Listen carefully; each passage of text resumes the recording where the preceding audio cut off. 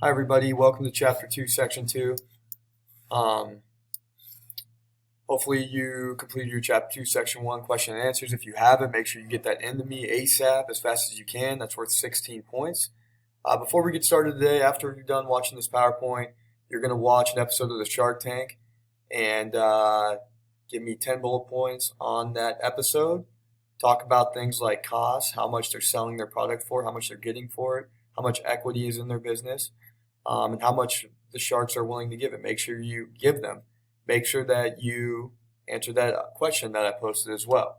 All right, getting into Chapter 2, Section 2. You guys in Chapter 1, Section 1, you guys did the Adam Smith Q&A, and he talked a lot about the invisible hand. And in capitalism, there's the invisible hand. It's a hands-off system.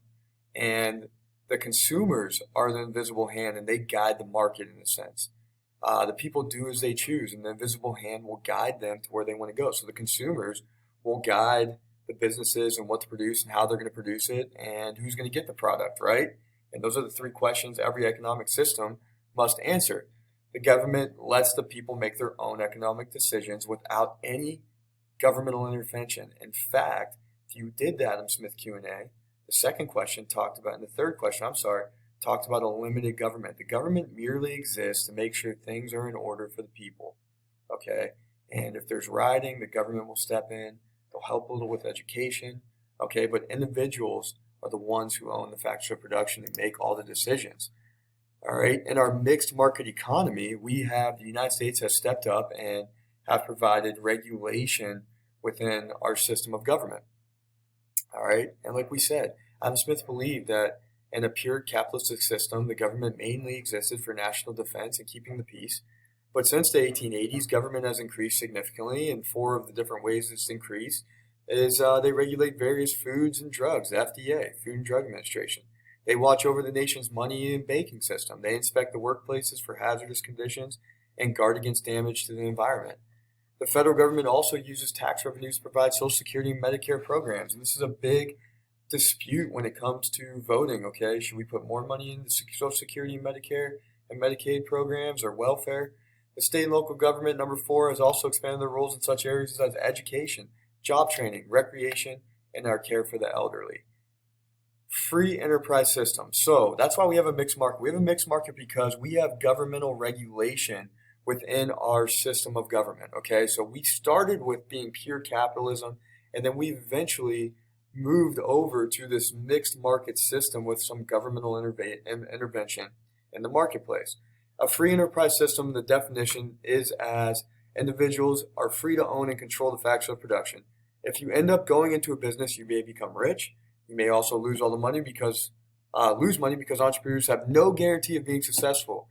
So we're getting into this. I want you to watch Shark Tank for a specific couple reasons because you're going to create your own business and you're going to do your own business project. I want you to become an entrepreneur and just at least think about that route. Maybe it will be a side business for you one day as you're doing your own job to make a couple extra bucks.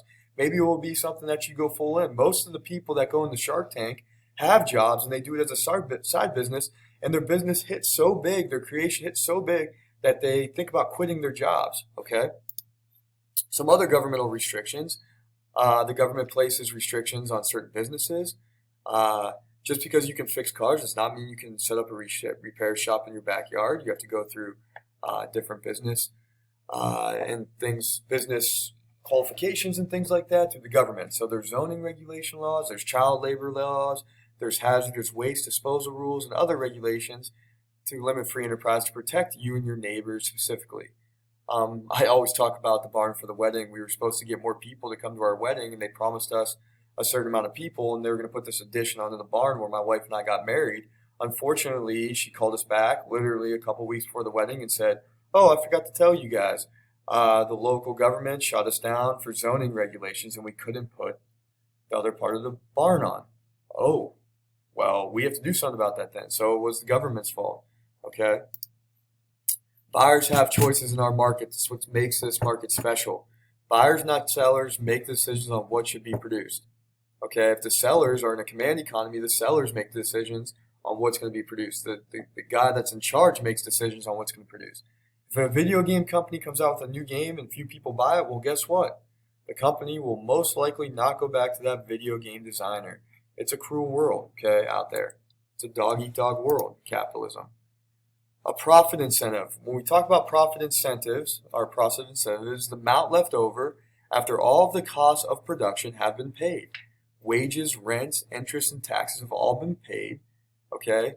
So the desire to make a profit is called your profit incentive. On the other hand, the risk of failing is also part of the free market enterprise system. What happens when products are not realized? Okay, profits and losses lead to an economy that is more efficient. We need people to fail just as we need people to succeed. Okay, if everybody succeeded in the market, then everybody would be rich, but not everybody's rich. Okay, and that's what our market does. What the consumers want will determine who's going to get the money. Okay, and you guys talked about it earlier. All right, and that's why this is why we have it. We talked about it in chapter 1. All right, real quick here. And the reason why our market's more efficient, and Adam Smith says it, and this is the capitalistic part of it, is because we have this thing called competition. A rivalry among producers of similar products to win more business by offering lower prices or a better quality of something. If you make a crappy quality, you better lower your price. And we see that all the time. It's called off-brand products, right? They're of lower price. They're not of the quality of the name brand products that we go and buy. Okay? We're going to talk about it in the next chapters here, but we're gonna shop and we're gonna turn into consumers and we're gonna look at name brand and off-brand products and see which ones are better if you're willing to make the extra payment on that, or you're not willing to make the extra payment and get that kind of a product that's not as good, maybe made as good. Okay, or one thing or another. If one company raises prices, buyers can simply go to another business. This leads to inefficient use of resources. This keeps prices low enough to attract buyers but high enough to make money, and this is the goal for most businesses. In the U.S., for the most part, has weak barriers of entry and exit, but there are exceptions to a couple different things. People must acquire licenses to get certain jobs and do certain things within our country. Private property is a big one. In capitalism, property is of utmost importance. Property is owned by individuals instead of the government, and the U.S. Constitution protects the rights of people to own, use, and dispose of private property as they please. So this is a huge thing when it comes to private property. All right, guys, make sure that you do your Shark Tank question and answers, like I said at the beginning of the PowerPoint here, and turn that into me. That's worth 15 easy points, and it's fun to watch. That as well. Okay, guys, have a good day, and we'll see you later. Make sure you watch this video.